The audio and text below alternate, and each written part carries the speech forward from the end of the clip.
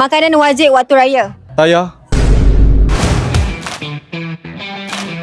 Okay, hari ni Umar Mida kita bersama dengan Tracy, Nina Smith. Royce Ikram, Aizat Saha, Zarif Ghazi. Pagi raya selalu buat apa? terbang. Perah kelapa, Ketupat. tibai lemak mak saya dulu. Malam raya selalu budak-budak main apa? Main basikal, congkak, Main air. Makanan wajib waktu raya. Saya. nasi lemak, ayam gepuk kot. Maggi.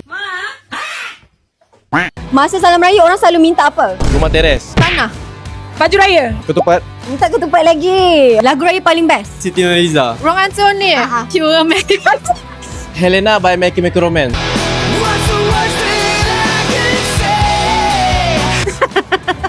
Selalu balik kampung naik apa? Naik unta. Saya selalu naik kuda, helikopter. Kalau nak masak ketupat kena buat apa? Goreng, uli-uli dulu. Oh, ketupat diuli. Oh my god. Jalan kaki. Randomnya. Kuih raya kegemaran? Bakso. Nasi lemak. Spaghetti. Spaghetti unik kuih raya dia. Saya suka kuih semprit. Jawapan salah. Bukan salah. Okay, ketupat. Ketupat juga. Balik. Hai semua, saya ingin mengucapkan selamat Hari Raya Aidilfitri. Maaf saya dan batin. Sejak balik beraya tu hati-hati. Kalau ngantuk berhenti tidur dulu. Jangan lupa tengok Hilang Dalam Rindu. Daripada hari raya pertama sampai raya kelima, okey?